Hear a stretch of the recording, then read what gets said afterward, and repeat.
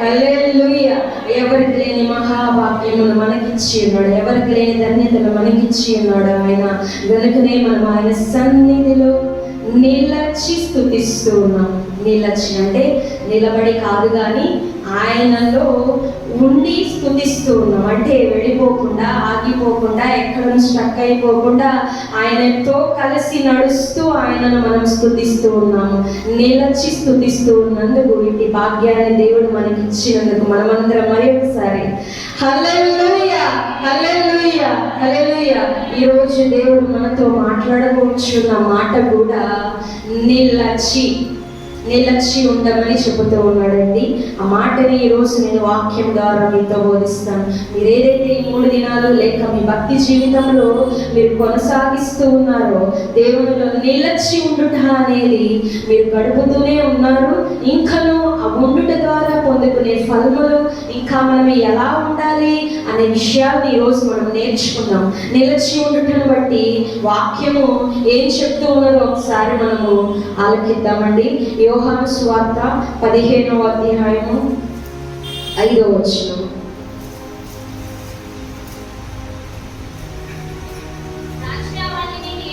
ద్రాక్షావల్లిని నేను, తీగలు మీరు. ఎవడు నా యందు నిలిచి ఉండునో, నేను ఎవని యందు నిలిచి ఉండునో వాడు బహుగా ఫలించును. నాకు వేరుగా ఉండి ఏమి చేయలేరు. హల్లెలూయా, హల్లెలూయా. మొదటగా మనం ఏం నేర్చుకోవాలంటే ఆయనకు దూరంగా ఉండి ఏ పని చేయలేము. వాక్యం సెలవిస్తూ ఉన్నది, ఆయనతో ఉంటేనే మనం చేయగలం. అక్కడ ఒక ఎగ్జాంపుల్ కూడా తండ్రి చెబుతూ ఉన్నాడు. ఏమని? ద్రాక్షవల్లిని నేను, తీగలు మీరు. వేరుగా ఉండి ద్రాక్ష తీగ పాకగలదా?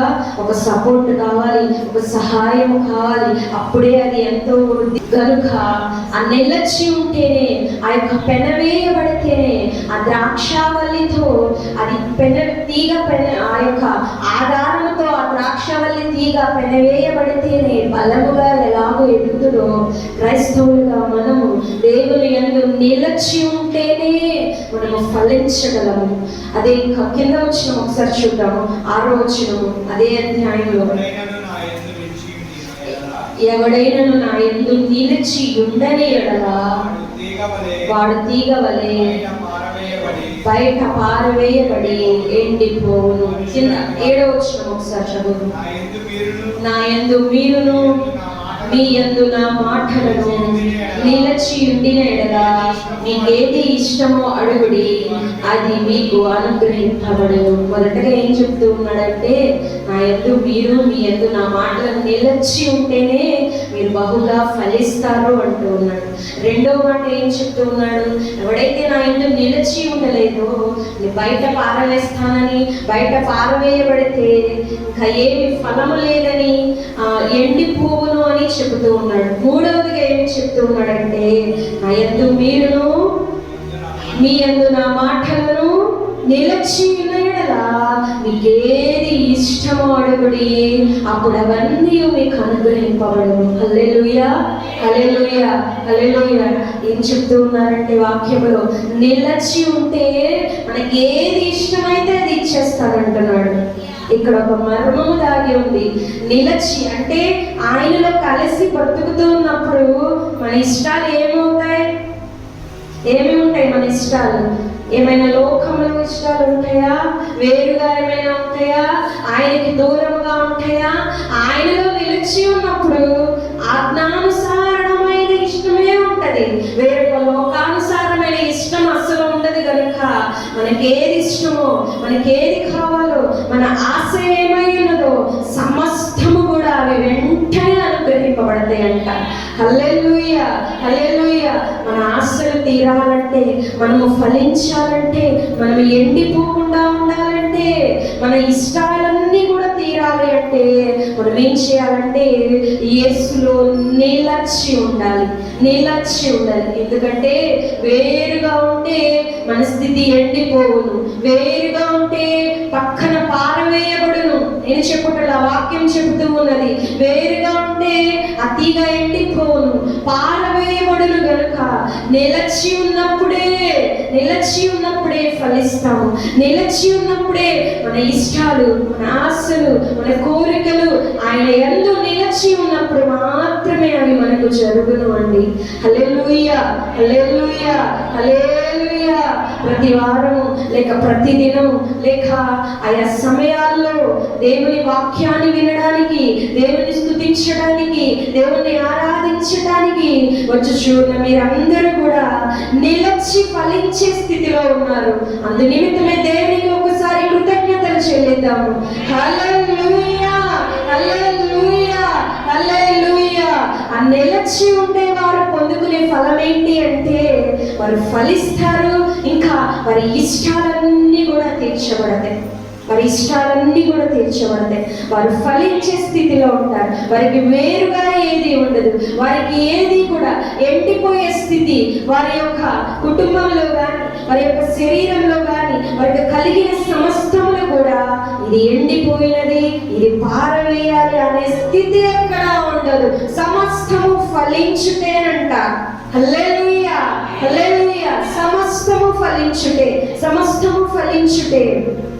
ఇప్పుడు మన ఇంట్లో ఒక మొక్క ఉందనుకోండి, అది చక్కగా దినదినము ఎదుగుతూ ఉంటే దాన్ని చూస్తే ఎంతో ఆనందంగా ఉంటుంది కదా. అలాగే అది ఎండిపోతే ఎంతో బాధ కలుగుతూ ఉన్నది, అవునా కదా.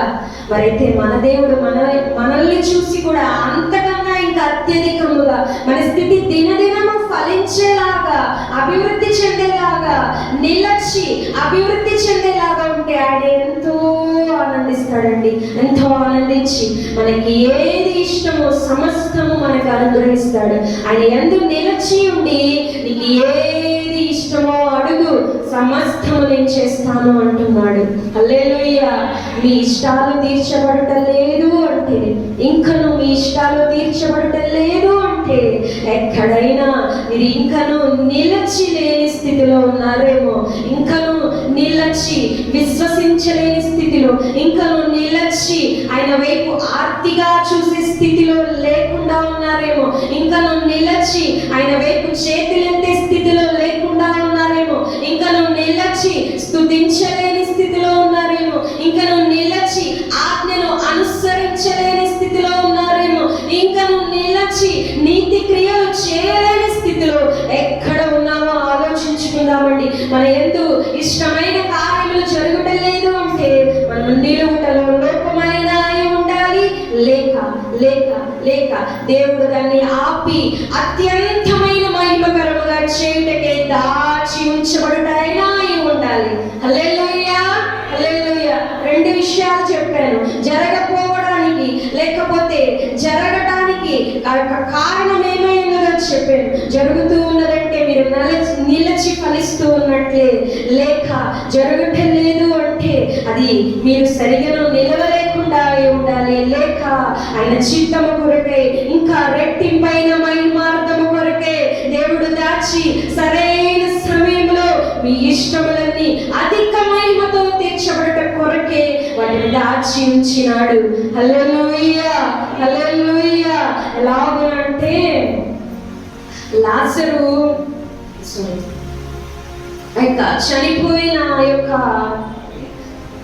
చనిపోయిన వాడిని లేపేటప్పుడు యేసుక్రీస్తు వారు 3 రోజుల తర్వాత 4వ రోజు వచ్చినారండి. ఆ రోజే రావచ్చుగా, లేక అంతకుముందే ఆ మార్తా మరియల ఇంటికి యేసు ప్రభు వారు ప్రతిరోజు వెళ్ళి వారితో కలిసి సహవాసం చేస్తూ ఉన్నారంట. అప్పుడే ఆ పడక మీద ఆ రోగి ఉన్నావిని చూసినప్పుడు దేవుడు అప్పుడే స్వస్థపరచొచ్చుగా కాదు, ఎందుకు ఆపి ఉన్నాడంటే మరణమైన స్థితిలో నుంచి కూడా నేను లేపగలను అనే సాక్ష్యము బయటికి రావట కొరకు దేవుడు చనిపోయిన తర్వాత 3 దినములు ఆగిన తర్వాత 4వ రోజు మహా అద్భుతం చేసి ఉన్నాడండి. నిలచి వారు ఉండుట వలన చనిపోయినా సరే వారు ఫలములు పొందుకొని ఉన్నారు, వారి ఇష్టము తీర్చబడి ఉన్నది కనుక మనం నిలచి ఉంటేనే ఏ కార్యమునైనా సాధించగలం. లేకపోతే వారి మధ్యలోనే వారి విశ్వాసాన్ని లేక వారి యొక్క పట్టును నిలచి ఉన్న స్థితిని కనుక ఆపివేసుకుంటే వారి యొక్క తమ్ముడు బ్రతికేవాడా, లెగిచేవాడా కాదు, వారి ఇంకను తమ్ముడు చనిపోయినా సరే యేసులో నిలిచి ఉన్నారు కనుక వారికి ఏది ఇష్టమో అది బహుగా అత్యధికమైన రెట్టింపుతో వారికి అనుగ్రహించబడినది. హల్లెలూయా, హల్లెలూయా. ఇంకా బైబిల్లో ఎంతో మంది అలాంటి కార్యాలు జరిగిన వారు ఉన్నారండి. అవి ఏమైనా ఒకసారి మనం చూద్దాము.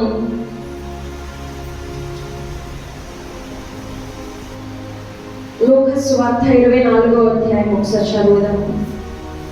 ఇంకొక మాట చెప్తూ ఉన్నాడు, నిలిచి ఉంటే ఇంకా ఏమి పొందుకుంటామనేది అదొక వచనాన్ని చూపించి తర్వాత ఇంకా ఎంతమంది ఉన్నారనే విషయాన్ని చెప్తాను.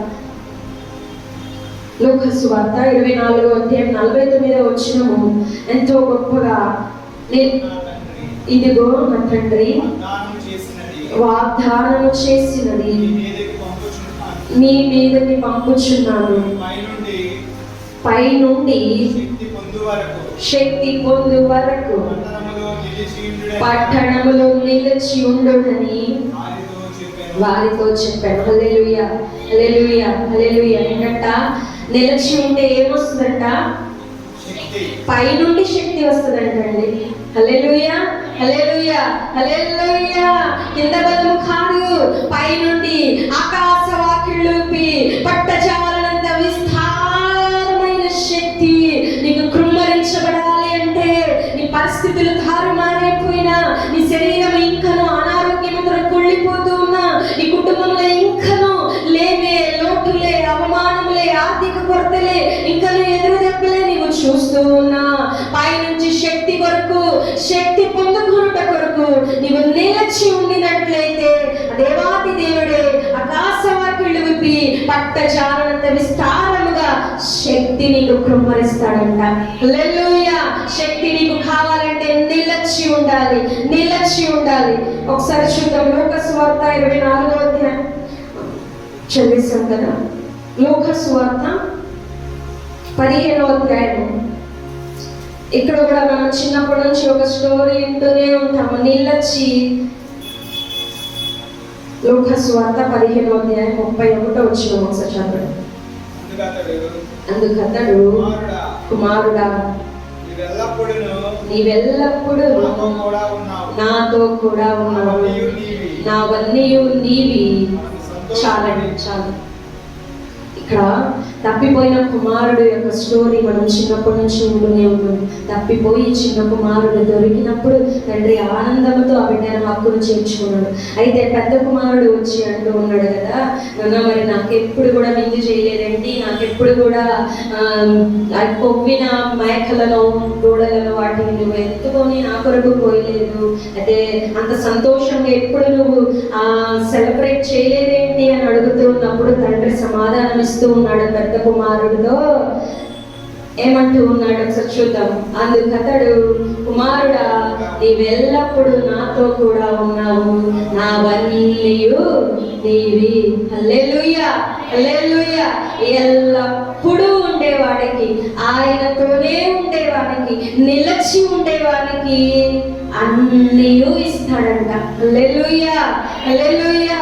ఇందాక ఏం చెప్పినారు వాక్యంలో, ఏది ఇష్టమో అది అడగమన్నారు. ఇక్కడైతే ఏం చెప్తున్నారంటే, ఆయనతో నిలిచి ఉంటేనంట ఆయన అన్నీ మనవేనంట. చిన్న కుమారుడు అన్ని తీసుకొని వెళ్ళిపోయి ఉన్నాడు, కానీ పెద్దవాడైతే ఏం జరుగుతూ ఉన్నా తండ్రితోనే ఉన్నాడు. మరైతే పెద్ద కుమారుడికి ఏమి లభించినదంటే తండ్రి స్వాస్థ్యము మొత్తము లభించినది. హల్లెలూయా. తండ్రి అధికారము మొత్తము లభించినది, తండ్రి యాజమాన్యం లభించినది, తండ్రికి ఉన్న సకల సౌకర్యములన్నీ కూడా పెద్ద కుమారుడికి అవన్నీ కూడా అనుగ్రహింపబడినవి. నిలిచి ఉండుటలో పట్టజాలంత విస్తారమైన ఆశీర్వాదము, పైనుంచి కృమ్మరించబడే శక్తి మనకి అనుగ్రహింపబడిందండి. హల్లెలూయా, హల్లెలూయా. నిలిచి ఉండు వాడికి అట్టి కార్యములు జరుగును. మనం కూడా ఈ లోకంలో చూస్తూ అనుకోవచ్చు, ఎప్పుడైనా మనలో ఒక అవిశ్వాసం అనేది రావచ్చు. అయ్యో వారు చూడు ఎంత బాగున్నారో, దేవుల్లో లేకపోయినా, వారు ఆలయములకు వెళ్ళకపోయినా, ఆరాధించకపోయినా వారి స్థితి నాకన్నా బాగున్నదే అని నువ్వు ఎక్కడైనా యోచించితే ఒకసారి ఆలోచించు. దేవుడితో నిలిచి ఉండేవాడికి నిలచి ఉండేవాడికి చిన్న కుమారుని కన్నా పెద్ద కుమారునికి ఎక్కువగా స్వాస్థ్యం ఇవ్వబడినది, అన్నీ అనుగ్రహింపబడినవి. ఆ అన్నీ నీవు పొందుకోవాలంటే నిలచి దేవునితోనే ఉండాలి. ఎట్లాంటి పరిస్థితి అయినా, అది ఎలాంటి వ్యాధి అయినా, ఇంకా మరి ఎలాంటి మరణమైనా, ఇంకెంతమంది అవిశ్వాసపు మాటలు చెబుతూ ఉన్నా, ఇంకా నీ పని అయిపోయింది, ఇంకెంతకాలం చేస్తావు భక్తి, ఇంకెంతకాలం నీ పరిస్థితి మార్చబడటలేదు, ఇంకెంతకాలం నీవు స్తుతిస్తావు, ప్రతి దినం చర్చికి వెళ్తావే, లేక ప్రతి దినం దేవుని ఆరాధిస్తావు కదా, నీ పని అయిపోయింది, ఇంకెంతసేపు వదిలేసే, లేక అలాంటి మాటలు వినబడచ్చు ఉన్నా సరే, దేవుని పట్టుకొని నీవు నిలచి ఉంటే అన్నీ దేవుడే అనుగ్రహిస్తాడు. హల్లెలూయా, హల్లెలూయా. మీరు ఇష్టపడినవన్నీ మీ ఇంకా తండ్రి స్వాస్థ్యమంతయు మనకే అనుగ్రహింపబడిన కనుక మనము నిలచి ఉందాము. లేక ఎక్కడనో అవిశ్వాసపు మాటలు, ఆ యొక్క లోకంలో ఉన్న ఆ యొక్క చిన్న కుమారుని వలె ఉన్నవారిని, లేక అవిశ్వాసముగా ఉన్నవారిని చూసి నేను విశ్వాసం కలిగి ఉంటున్నా, నా పరిస్థితి ఇంకా మార్చబడలేదు అని నీవు అనుకోవడానికి లేదు. వాక్యం ఏం చెప్తూ ఉన్నదంటే, నీవు ఎల్లప్పుడూ దేవునితో నిలచి ఉంటే ఆయన అవన్నీ వినిపిస్తాడంట. చిన్న కుమారుడికి అట్టి భాగ్యం లేదు కనుక నీవు నిలచి ఉండిన వాడివైతే, తండ్రితో ఎల్లప్పుడూ ఉండిన వాడి అయితే, తండ్రి యొక్క స్వాస్థ్యమంతా మనకే. హల్లెలూయా, హల్లెలూయా. అంతేగాని చిన్న కుమారుడి వలె అవిశ్వాసంగా ఉన్న వాడితో మనం ఎంత మాత్రము పోల్చుకోవాల్సిన అవసరం లేదండి. ఆయనే మనకు సరైన సమయంలో ఆకాశమును విప్పి శక్తిని అనుగ్రహించే దేవుడు, కృమ్మరించే దేవుడు. అవి మనం పట్టుకోలేము. ఎలాగో అయితే ఆ యొక్క రోగము స్వస్థపరిస్తే చాలు అని వారు వేచి ఉన్నారు, కానీ మన దేవాతి దేవుడైతే పూర్తి ఆరోగ్యము మహిమతో లేపేసినాడండి. హల్లెలూయా. అంతగా కార్యం నీకు జరగాలి అంటే నిలచి వేచి ఆకలితో ఎల్లప్పుడూ యేసుతో ఎల్లప్పుడూ ఉన్నప్పుడు మాత్రమే అంతటి మహా అద్భుత కార్యాలు నీకు జరుగుతాయి. మరలా ఇంకొకళ్ళు బైబిల్లో ఇంకొకళ్ళ గురించి మనం ధ్యానించుకుందాం. యోహాను సువార్త 5వ అధ్యాయం 1వ వచనం నుండి. ఇక్కడ 38 సంవత్సరాల నుంచి రోగి అయిన వాడిని గురించి మనం చూస్తామండి.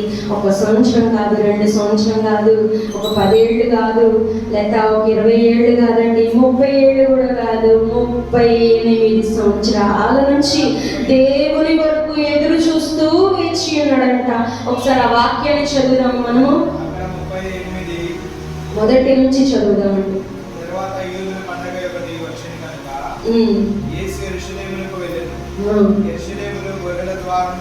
యెరూషలేములో గొర్రెల ద్వారం దగ్గర హెబ్రీ భాషలో బెతెస్దా అనబడిన ఒక కోనేరు కలదు.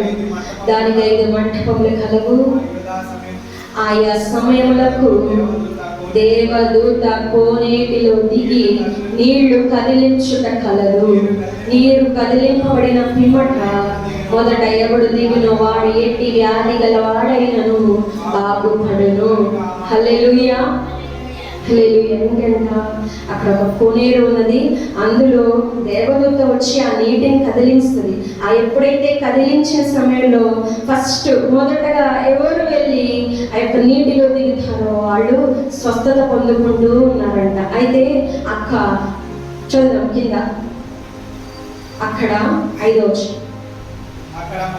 అక్కడ 38 ఏండ్ల నుండి వ్యాధి గల ఒక మనుష్యుడుండెను. హల్లెలూయా, హల్లెలూయా.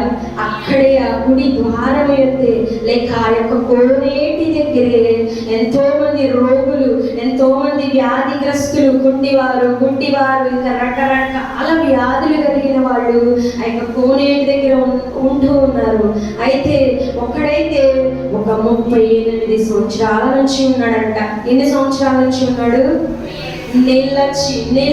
నిలచి స్వస్థత కార్యము కోసం, శరీరము బాగుపడట కోసం దేవుడే నాకు కార్యము జరిగించును అని 38 ఏళ్ల నుంచి వేచి ఉన్నాడండి. 1 సంవత్సరంతో నిరుత్సాహపడటల్లా, నాకు ఈ జీవితం ఎందుకు, ఈ రోగముతోనే నేను కృషించిపోవాలా, ఈ అప్పుల బాధతో నేను కృషించి కృషించిపోవాలా, ఈ అవమానంతో కృషించిపోవాలా, ఈ భారములేంటి, ఈ అజ్ఞానం ఏంటి, ఈ యొక్క అంగవైకల్యం ఏమిటి, ఇది నేను చేయలేకపోతూ ఉన్నానే, ఇది నా వల్ల కాదే అని 1 సంవత్సరంలో అనుకోవట్లా, ఆయన 2 సంవత్సరాల్లో అనుకోవట్లా, 38 ఏళ్ల నుంచి రోగముతో పడుకొని ఉన్నాడంట.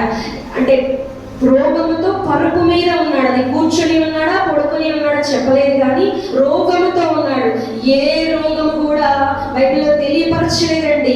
ఏ రోగము అంటే ఇంకా శరీరంలో అనేకమైన రోగాలు ఉండవచ్చును, ఒక రోగం అని చెప్పలేము. అనేకమైన వ్యాధులతో అతడు అక్కడే లెగలేని స్థితిలో ఉండిపోయాడు. అంటే ఎంతగా రోగి అయి ఉన్నాడు, ఎంతగా రోగి అయి ఉన్నాడు. అతను ఎవరైనా అతన్ని తీసుకువెళ్ళి ఆ యొక్క వాటర్ లో, ఆ యొక్క కోనేటిలో ముంచుతారా అని అతడు ఎదురు చూస్తూ అలా ఉండిపోయాడు, లెగలేని స్థితిలో. అంటే ఎంత రోగి, ఎంత శరీరం క్షీణించుకుంటూ, ఎంతగా వేదన చెందుతూ, ఎంతగా ఆ వేదనలో కూడా ఆర్తి కలిగి, యేసు వైపే నిరీక్షణ కలిగి, యేసు వైపే నిలచి ఉన్నాడు. హల్లెలూయా, హల్లెలూయా. అయితే ఆయన నిలచి ఉన్నందుకు యేసుక్రీస్తు ప్రభువారే వచ్చి ఉన్నారండి. హల్లెలూయా, హల్లెలూయా. ఇంతకు ముందు స్వస్థత పొందిన జనములందరికీ దేవదూత వచ్చి ఆ నీటిని కదిలిస్తే అద్భుతం జరిగి ఉన్నది, కానీ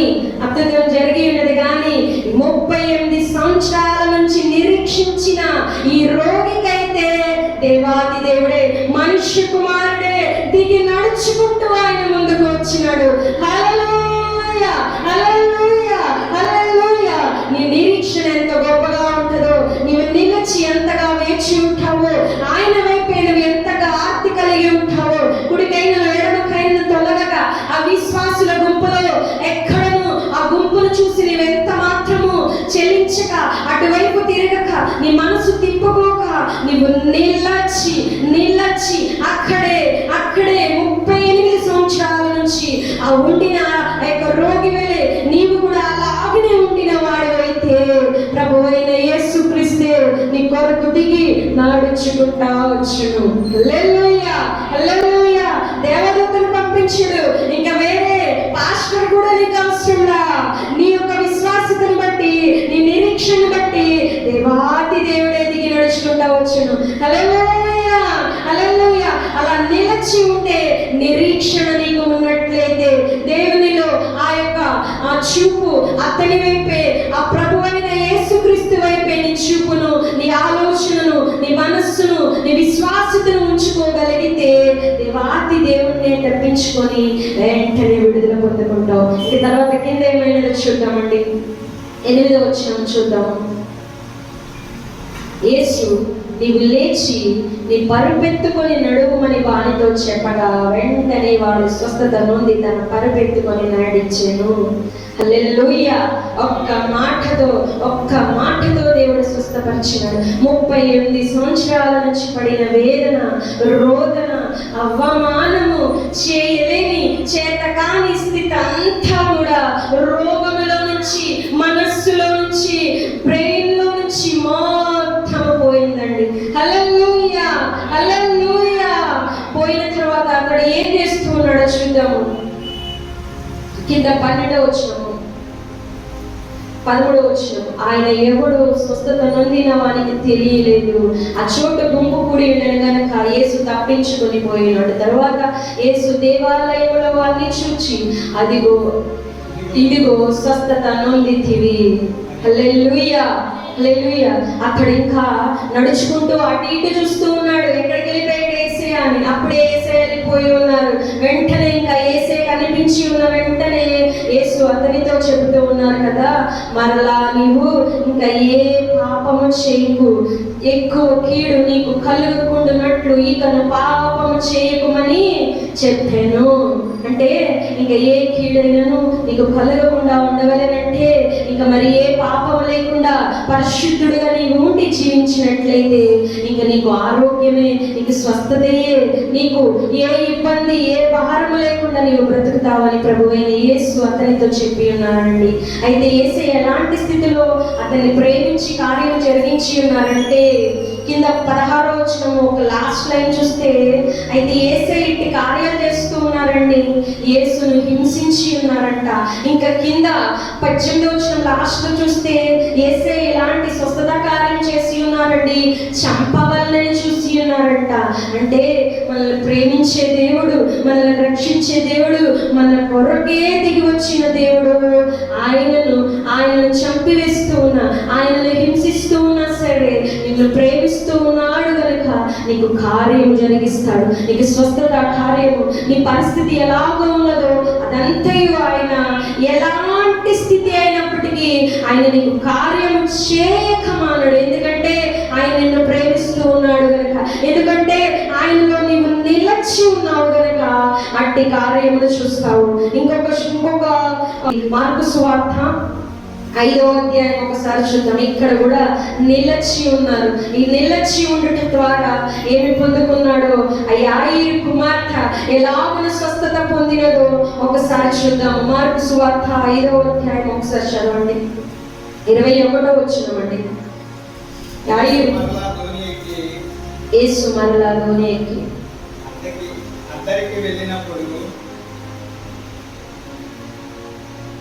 అద్దరికి వెళ్ళినప్పుడు కూడి వచ్చెను. ఆయన సముద్ర తీరమున ఉండగా అధికారులలో యాయీరు ఒకడు వచ్చి ఆయనను చూచి ఆయన పాదముల మీద పడెను. ఇతను ఎవరంట? చాలండి, ఇతడు ఎవరంట? గొప్ప అధికారి అంట. యాయీరు ఎవరై ఉన్నాడండి? అధికారి అయి ఉన్నాడు. ఒక అధికారి అయి ఉన్నాడు. అధికారి అయి ఉండి కూడా యేసు వద్ద ఏదో దొరుకునని, యేసు ఇంకేదో చేయను అని, ఆయన మాత్రమే చేయను అని ఆయన పాదముల మీద పడిపోతూ ఉన్నాడంట. హల్లెలూయా, హల్లెలూయా, హల్లెలూయా. అధికారం వైపు ఆయన చూడటల్లా. అధికారి అంటే ఎంతో ధనవంతుడై ఉండవచ్చు, ఆయనకి ఎంతో డబ్బు ఉండవచ్చు, లేక పలుకుబడి ఉండవచ్చు, లేక ఇంకా ఎవరెవరో ఆయనకి తెలిసి ఉండవచ్చు, ఇంకేదో వైద్యము ఆయనకు అందే అవకాశం ఉండవచ్చు. అయినప్పటికీ కూడా అవి ఏమి తన బిడ్డను కాపాడలేదని అధికారి అయిన వాడు పరిగెత్తుకుంటూ వచ్చి యేసు పాదాల మీద పడిపోయి ఉన్నాడు. హల్లెలూయా, హల్లెలూయా. పాదాల మీద పడి తన యొక్క కుమార్తెను బాగు చేయమని మాట్లాడుతూ ఉంటాడు. చదువుదామండి. నా చిన్న కుమార్తె చావనై ఉన్నది, అది బాగుపడి బ్రతుకున్నట్లు నీవు వచ్చి దాని మీద నీ చేతులు ఉంచవలనని ఆయన మిగుల బతిమాలుకొనెను. హల్లెలూయా, హల్లెలూయా. ఏం జరుగుతుందంట? అతని కుమార్తె ఇంకను చనిపోలా, చావనై ఉన్నది. నీవు వస్తే నా కుమార్తె బాగుపడుతుంది, నీవు రాని బ్రతిమలాడుకుంటూ ఉన్నాడు. కింద చూద్దాము. ఆయన అతనితో కూడా వెళ్ళెను. బహుజన సమూహం ఆయనను వెంబడించి ఆయన మీద పడుచు ఉండేది. ఆయన సరే పద నేను వస్తాను అని యాయీరుతో కలిసి వెళుతూ ఉండగా ఈయన అద్భుతాలు చేస్తూ ఉన్నాడని, ఈయన యేసు ప్రభువారు ఆశ్చర్య కార్యాలు చేస్తూ ఉన్నాడని జన సమూహం అంతా కూడా ఆయన మీద పడిపోతూ మార్గంలో వెళ్ళడానికి అవకాశం లేకుండా ఉన్నది. ఒకసారి మనం ఆ యొక్క పిక్చర్ ని మన మైండ్ లో ఒకసారి కదిలించుకుందాము. యేసే వెళుతూ ఉన్నారు, శిష్యులు వెళుతూ ఉన్నారు. యాయీరు అధికారి అయిన వాడు యేసు వైపే నిరీక్షించి యేసుని వెంబడిస్తూ ఆయన వెనకాల పరిగెత్తుతా ఉన్నాడు. ఎందుకని? తన ప్రాణబలమైన కూతురు చావ బతుకులో ఉంది, ఇంకా వేరేదేది చేసినా ఆమె బ్రతకదు అని పూర్తి విశ్వాసముతో నిరీక్షణ ఆయన వైపు ఉంచి ఆయన వెనకాల పరిగెత్తుకుంటూ వస్తూ ఉన్నాడు. అతడు యాయీరు పరిగెత్తే సమయంలో అతని మనసు ఒకసారి ఆలోచిద్దాము. తల్లిదండ్రులుగా ఉన్న మనము మన బిడ్డ చావు బతుకులో ఉంటే మన స్థితి ఆగులో ఉంటది. నెమ్మది కలిగి ఉండగలమా? స్థిమితముగా ఉండగలమా? ధైర్యముగా ఉండగలమా? శాంతిగా ఉండగలమా? ఒకవైపు మన మనసును కేంద్రీకరించగలమా? ఎంత మాత్రము చేయలేము.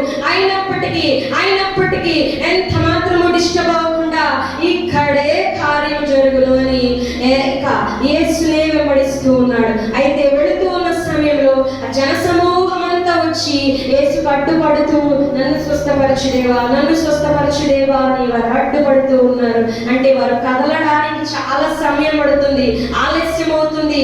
మొత్తం యేసు ఎవరు కనిపిస్తే వాళ్ళకి స్వస్థత ఇస్తూ అక్కడ ఆగిపోతూ ఉన్నారు. ఎవరు ప్రార్థన చేయమంటే లేకపోతే ఎవరికి విడుదల ఇవ్వమంటే అక్కడ ఇస్తూ ఆయన ఆగిపోతూ ఉన్నారు. మధ్యలో 12 సంవత్సరాల నుంచి రక్తస్రావం కలిగిన స్త్రీని స్వస్థపరిచిన ఆ యొక్క కార్యం కూడా దారిలో ఆయన చేసుకుంటూ వెళుతూ ఉన్నాడు. ఇదంతా చేయడానికి కొంచెం సమయం పడుతుంది కదా, కొంచెం సమయం పడుతుంది. యేసు వెళుతూ ఉన్నాడు, మధ్యలో జనములు పడుతూ ఉన్నారు, ఆయన నడవకుండా అడ్డు తగులుతూ ఉన్నారు. యేసు నడవడానికి సమయం పడుతుంది. యాయూరు వెనకాల అల్లాడిపోతూ ఉంటుంటాడు. ఎందుకని? కూతురు చావు బతుకుల్లో ఉంటే యేసు ఏంటి గబగబా రాకుండా ఇంకా రక్తస్రావం కలిగిన స్త్రీ అంటాడు, లేక ఇంకా వేరొక వ్యాధి కలిగిన వాడంటాడు ఏంటి అని ఎంత మాత్రం అవిశ్వాసం కలగల. అబ్బా ఈయన రావడానికి చాలా సమయం పట్టేలాగా ఉందిలే అని తిరిగి వెళ్ళిపోవట్లా ఏం చేస్తున్నాడు? నిలిచి ఉన్నాడు. హల్లెలూయా, హల్లెలూయా, హల్లెలూయా. ఆయన చూపు మారలా, ఆయనకి ఎక్కడ అవిశ్వాసం రాలా, నిరీక్షణ కోల్పోలా, ఎక్కడ చుట్టూ ఉన్న స్థితిలో చూడట్లా. నేను వచ్చేయడానికి సమయం పట్టేలా ఉంది, నేను ఏదో పెద్ద హాస్పిటల్కి తీసుకెళ్ళిపోతామని అనుకోవట్లా. ఏ అధికారుల వైపు, ఏ ధనము వైపు, ఏ లోకము వైపు చూడట్లా, నిలిచి యేసును వెంబడిస్తూనే ఉన్నాడు. హల్లెలూయా. ఒకసారి మనం అది ఆలోచిస్తే యాయిరు మనసు ఎలాగునో ఉన్నది, ఆ సిచ్యువేషన్ ఎలాగున్నదని చూస్తే ఎలాంటి భయంకరమైన స్థితిలో ఉన్నా, వేదన రోదన స్థితిలో ఉన్నా ఆయన మాత్రం చెల్లించకుండా యేసుని వెంబడిస్తూ యాయిరు వెళుతూ ఉన్న స్థితిని మనం చూస్తున్నామండి. కిందకి వెళుతూ కింద 35 వచనం ఒకసారి చదువుదాము. ఆయన ఇంకనూ మాట్లాడుచు ఉండగా, ఇంకనూ మాట్లాడుతూ ఉన్నాడంట. ఎవరండి? యేసయ్య. అంటే వచ్చే జనాలతో స్వస్థపరుస్తూ ఇంకనూ మాట్లాడుతూ ఉన్నాడంట. యాయిరు హృదయం ఎలా ఉంటది? ఏంటి ఇంకా మాట్లాడుతూ ఉన్నాడు, నా బిడ్డ బాగవ్వాలి అని. వేరే వాళ్ళు అయితే ఏం చేస్తారు? ఈయన వచ్చేలా లేడు, అందరినీ స్వస్థపరుస్తున్నాడు, నా వైపు చూడట్లా, నా బిడ్డ చావు బతుకుల్లో ఉండి రమ్మంటే నా కోసం వస్తానని మధ్యలో వాళ్ళని స్వస్థపరుస్తాడు, వాళ్ళతో మాట్లాడతాడు. ఏంటి ఈయన అని ఎంత మాత్రం అనుకోవట్లా. ఇంకా కింద చూద్దాము. ఇంకా 35 వచనం. సమాజ మందిరపు అధికారి ఇంట నుండి కొందరు వచ్చి నీ కుమార్తె చనిపోయినది. హల్లెలూయా, హల్లెలూయా. ఇంకా ఏం చెప్తున్నారంట? పక్కన వారి యొక్క ఇంటిలో వారందరూ వచ్చి ఆయన దగ్గర ఉండే ఆ పరిచారకులు వచ్చి కుమార్తె చనిపోయినది. ఇంకా వీళ్ళు వెళ్తూనే ఉన్నారు. ఇంకా యేసు ఏమైనా చేస్తాడేమో అని చూస్తున్నారు. ఈ యేసు ఏమో అందరినీ స్వస్థపరుస్తూ వాళ్ళతో మాట్లాడుతూ ఆయన ఆగిపోతూ వెళుతూ ఉన్నాడు. ఈ యాయిరు వెంబడిస్తూనే ఉన్నారు. ఈలోపు ఆ చావు వార్త రానే వచ్చింది. కింద చూద్దామండి. 35 వచనం కింద. నీవిక బోధకుని ఎందక శ్రమ పెట్టుదు అనేది చావు వార్త తెచ్చిన వాళ్ళు అంటూ ఉన్నారు కదా. ఇంకా అయిపోయింది నీ విశ్వాసం, సర్దేసే బైబిల్ చక్కగా అటక మీద పెట్టేసే, ఇంకా అవసరం లేదు. ఇంకెన్నాళ్ళని నీ యొక్క రోగము తగ్గును నిరీక్షిస్తావు, ఇంకెన్నాళ్ళని నీ బాధలు పోతే నిరీక్షిస్తావు. ప్రతి వారం వెళ్తావుగా చర్చికి, చక్కగా స్తుతిస్తావుగా, ఆరాధిస్తావుగా. నీ దేవుడు నీకు ఏం చేసి ఉన్నాడు? నీ రోగము బాగు చేశాడా? నీ పరిస్థితి బాగు చేశాడా? నువ్వు ప్రతిదినము స్తుతిస్తావు కదా. నీ స్తుతి నీకేం చేసినది? ఇంకా చాలు కానీ బైబిల్ సర్దేసి అటక మీద పెట్టే, నీ భక్తిని తీసివేయి అని నీ ఇంటి వారే, నీ స్నేహితులే, నీ చుట్టుపక్కల వారే నీ పరిస్థితి అయిపోయింది, నీ కుమార్తె చనిపోయినది. ఇంకా నీవు ఈ బోధకుని ఇబ్బంది పెట్టుకో, ఇంకా నీవు ఈ ఆరాధనలు మానే, ఇంకా నీవు ఇది ఆరాధించడం, స్తుతించడం, యేసుని గణపరచడం, సన్నిధికి వెళ్ళడం, లేక ఇంకా నీవు చేసే పరిచర్యలు అన్నీ మానేయొచ్చు. ఇంకా నువ్వేం చేయవసరం, నీ పని అయిపోయింది కదా అనేవారు మనకు కూడా మార్గం మధ్యలో కనిపిస్తూనే ఉంటారు. అయితే ఏం జరిగిందో ఒకసారి చూద్దాం. 36 వచనం. అయితే అతనితో యేసయ్య అంటూ ఉన్నారు, యేసు వారు చెప్పిన మాట లక్ష్య పెట్టక భయపడకము, నమ్మిక మాత్రం ఉంచుమని సమాజ మందిరపు అధికారితో చెప్పి. హల్లెలూయా, హల్లెలూయా. మనకు కూడా పరిస్థితులు చేయి దాటిపోతూ ఉంటే, మన పరిస్థితికి అయిపోయింది, చనిపోయాము అనే చచ్చిన స్థితిగా మన పరిస్థితి మారిపోతూ ఉంటది. అయితే జనములైతే అలాగున అంటారు. మన ఇంటి వారైతే, మన బంధువులు, మన రక్త సంబంధికులు, మన తోటి వారు, ఇంకా విషయం చెప్పన, మనలో మన ప్రాణమే ఇంకా చాలు అంటది, ఇంకా చాలు అంటది, నీవు అలసిపోయావు ఇంకా చాలే అంటది. అయినప్పటికీ పరిశుద్ధాత్ముడు ప్రభువైన యేసుక్రీస్తు వారు మనలో ఉండి పలుకుతా ఉంటారు, భయపడకు. హల్లెలూయా, హల్లెలూయా, హల్లెలూయా. మన యేసయ్య అయితే మనలో మన ప్రాణం చెబుతూ ఉన్నప్పటికీ కూడా, మన యేసయ్య అయితే పరిశుద్ధాత్ముడైతే భయపడకు, భయపడకు అనే వాక్యముల ద్వారా ప్రతిదినము మనతో మాట్లాడుతూనే ఉంటారు. ఆలయానికి వచ్చిన ప్రతిసారి, లేక నీవు దేవుని వాక్యం ధ్యానించిన ప్రతిసారి కూడా ఆయన నీతో ఒక వచనము పలుకుతూనే ఉంటాడు వాక్యం ద్వారా. ఏమని? భయపడకు, నమ్మిక మాత్రం ఉంచుము. అయితే మనము ఏ మాటని చెవినబడుతూ ఉన్నామో ఒకసారి ఆలోచిద్దాం. యాయూరు అయితే అతని యొక్క బంధువులు లేక సమాజ మందిరపు వారు తీసుకొచ్చిన చావు వార్తను లక్ష్య పెట్టలేదు కానీ ప్రభువైన యేసుక్రీస్తు వారు పరిశుద్ధాత్ముడు చెప్పే ఆ మాటలు మాత్రమే చెవినబెట్టి ఉన్నాడు. హల్లెలూయా. ఈనాడు మనము ఏ వాక్కును చెవినబెట్టి మన నిరీక్షణ కోల్పోతూ ఉన్నాం, నిలచి ఉన్న స్థితిని చేజార్చుకొనొచ్చు ఉన్నాం, మన నిరీక్షణ కోల్పోతూ ఉన్నాము. ఒకసారి ఆలోచిద్దాము. ఏ వార్తలు నీకు వినబడచ్చు ఉన్నవి? నీలో నీ హృదయమే, నీ ఆత్మయే, నీ రక్త సంబంధికులే చెప్పే ఆ యొక్క దేవుడిని విడిచిపెట్టు, భక్తి చాలించు అనే మాటలు వింటూ ఉన్నామా? చాలు ఈ ఆరాధనలు, ప్రతి వారం ప్రతిరోజు ఏమి అర్థం అని నీ మాటలు వింటూ ఉన్నావా? లేక నమ్మిక మాత్రం ఉంచి నువ్వు ఇంకనూ నిలచి నడువు అనే యొక్క యేసుక్రీస్తు వారి పరిశుద్ధాత్ముడు చెబుతూ ఉన్న మాటను లక్ష్య పెడుతూ ఉన్నాము. చూద్దాం. యాయూరు అయితే దేవుడు చెప్పే మాటని లక్ష్య పెట్టి ఏం చేస్తూ ఉన్నాడంట? కింద చూద్దాము, కింద 38వ వచనం చూద్దాం. అయితే యేసయ్య అలా చెప్పిన తర్వాత 38వ వచనం, సమాజ మందిరపు అధికారి ఇంటికి వచ్చి వారు గొల్లుగా నుండి చాలా ఏడ్చుచు ప్రలాపించుట చూచి. ఒకసారి యాయూరు మనస్సు అసలు ఒకసారి ఆలోచిద్దామండి. మనం నాకైతే చదువుతున్నప్పుడు ఎంతగా నిలిచి ఉన్నాడు అనిపించింది. ఇంకా తీసుకొని యేసు ప్రభు వారిని ఇంటికి వచ్చినాడు. వచ్చేటప్పటికి ఇంటిలో ఆర్తధ్వనులు, ఏడుపులు, నిట్టూర్పులు, గొల్లుగా ఏడుస్తూ ఉన్నారంట. మనమైతే అది విని అక్కడే కూలబడిపోతాం, మన విశ్వాసాన్ని అక్కడే చేయించుకుంటాం. యాయీరైతే కూలబడలా, నిలచి ఉన్నాడు. హల్లెలూయా, హల్లెలూయా. విశ్వాసాన్ని ఎక్కడ కూలదలుచుకోలేదు. ఎందుకని ముందు ఎవరున్నారు? యేసు ప్రభువారు. ఎవరు ఉన్నారు? భయపడకు అనే మాట ఉన్నది. ఎవరు ఉన్నారు? నేను నీతోనే ఉన్నాను అనే వాగ్దానములు ప్రతిదినం నీకు వినబడుచు ఉండగా, నిలచి ఉండగా నీవు ఎలా కూలుతావు? నిలచి ఉండవలసినదే. ఎందుకంటే పక్కన చనిపోని, ఏడవని స్థితి చేయదాటిపోయి, శరీరం కుళ్ళిపోయి 3 దినాలు అయిపోయి తిరిగి లేపే దేవుడు, మన స్థితిని కట్టగలిగిన దేవుడు మనతో ఉంటే మన స్థితి ఎంత మాత్రమును మారదండి. తిరిగి నిలబెట్టేవాడు, తిరిగి రూపించేవాడు, తిరిగి పునరుద్ధరించేవాడు, తిరిగి కట్టేవాడు, అధిక మహిమతో లేపే దేవుడు మనకు ఉంటే ఎంత మాత్రం కూడా మనము భయపడని అవసరం లేదండి.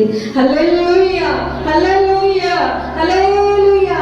కింద చూద్దాం. ఇంకా ఆ గొల్లు చేసే వారు ఏడుస్తూ ఆ ఇంట్లోకి రాగానే ఎలాగున ఉన్నారు. 39వ వచనం, లోపలికి పోయి మీరేలా గొల్లు చేసి ఏడ్చుచున్నారు? ఈ చిన్నది నిద్రించుచున్నదే గాని చనిపోలేదని వారితో చెప్పాను. హల్లెలూయా. పరిస్థితి ఏమో చనిపోయి ఇంట్లో అందరూ ఏడుస్తుంటే మన దేవుడు మాత్రం వచ్చి చిన్నది నిద్రపోలేదు, చనిపోలేదు, నిద్రపోతూ ఉన్నది అని చెప్తూ ఉన్నారు. ఏ మాటని నమ్ముతాం మనం? ఏ మాటని నమ్ముతాం? బయట పరిస్థితులు అయితే అంతా అయిపోయినది, గుడిలో నుంచి ఆలయంలో నుంచి అడుగు బయట పెట్టిన వెంటనే మన పరిస్థితి ఎలా ఉంటుందంటే, ఇంకా అయిపోయింది, ఏం లేదు, నా వల్ల ఏది కావట్లేదు అనే విధంగా మన స్థితి ఉంటుంది. అయితే గుడి లోపలికి రాగానే దేవాతి దేవుడు వాక్యం ద్వారా ఏం చెప్తాడు? నువ్వు చచ్చిపోలేదు, నిద్రిస్తున్నావు అంటాడు. హల్లెలూయా, హల్లెలూయా. మరి చనిపోయావు అనే స్థితిని నీవు చెవున పెడుతూ ఉన్నావా, లేక నీ స్థితి నిద్రపోయేటువంటి హాయి అయిన పరిస్థితిలో నీది ఉన్నది అనేది నీ చెవున పెడతావు? ఒకసారి ఆలోచిద్దాం. యాయిరు అయితే యేసు వైపే తన మనస్సు నుంచి ఉన్నాడు, యేసు వైపే నిరీక్షించి ఉన్నాడు. యేసులోనే నిలచి పక్కన ఏమైపోయినా, ఏ సౌండ్స్ వినబడుతున్నా, ఎలాంటి మాటలు వినబడుతున్నా ఎంత మాత్రం చెల్లించకుండా ఇంకా నువ్వు నిలిచి యేసు చెప్పే మాటనే వింటూ ఉన్నాడండి. 39వ వచనము చివరి, ఈ చిన్నది నిద్రించున్నదే గాని చనిపోలేదని వారితో చెప్పెను. అందుకు వారు ఆయనను అపహసించిరి. తర్వాత అయితే ఆయన వారిని అందరినీ బయటికి పంపివేసి ఆ చిన్నదాని తల్లిదండ్రులను తనతో ఉన్న వారిని వెంట పెట్టుకొని గదిలోనికి వెళ్ళి ఆ చిన్నదాని చేయి పట్టి తల్లి తాకుని అని ఆమెతో చెప్పాను. ఆ మాటకు చిన్నదానా లెమ్మని నీతో చెప్పుచున్నానని అర్థం. వెంటనే ఆ చిన్నది లేచి నడవసాగెను. హల్లెలూయా, హల్లెలూయా. ఏం చేస్తూ ఉన్నారంట? చనిపోయిందని అప్పుడు దాకా అందరూ ఏడుస్తుంటే నడుచుకొని వచ్చేసిందంట. హల్లెలూయా. అంతటి మహా అద్భుతమైన కార్యము ఎలాగున జరిగినది? యాయిరు పైన ఒకసారి చూద్దాం. యేసు పాదాల మీద పడ్డాడు, యేసు నిరీక్షించాడు, యేసు సొంత రక్షకుడిగా అంగీకరించాడు, యేసుని సొంత రక్షకుడిగా అంగీకరించాడు. పాదముల మీద పడ్డాడు అంటే యేసే ఏదైనా చేయను అని అంగీకరించడం. అవునా కదా?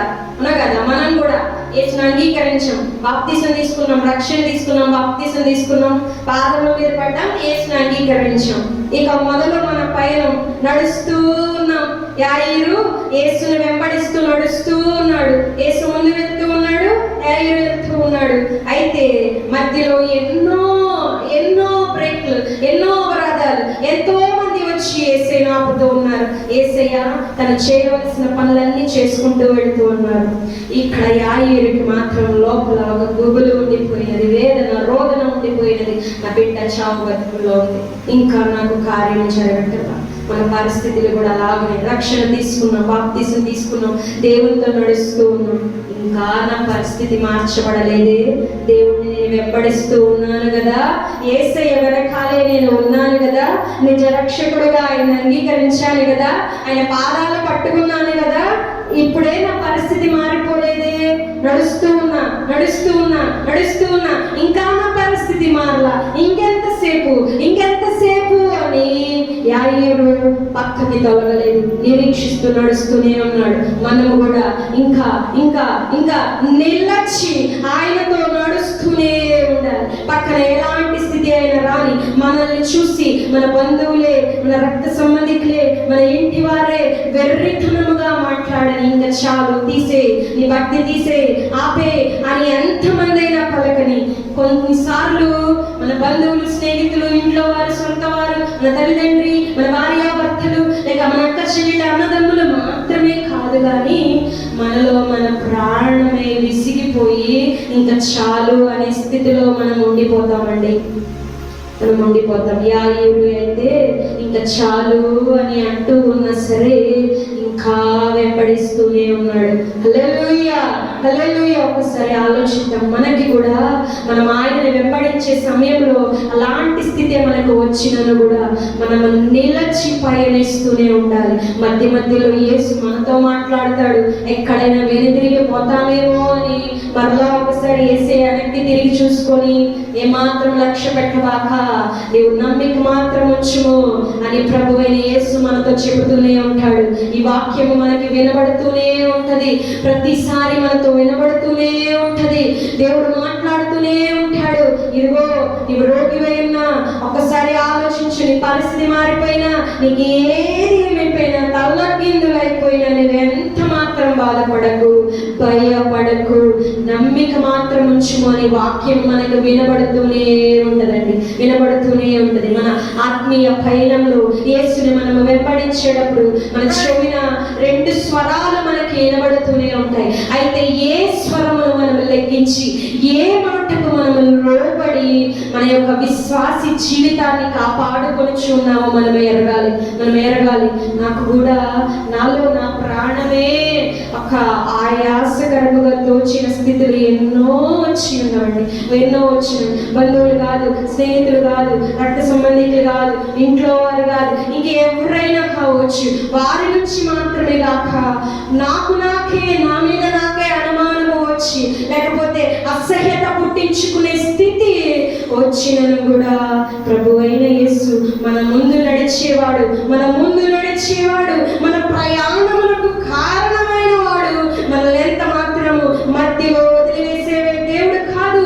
మధ్యలో వదిలేసి ఇదిగో నీ పనులు చూసుకో అయ్యారు, ఇంకెళ్ళయ్యా నాకు పనుంది అనే దేవుడు కాదు.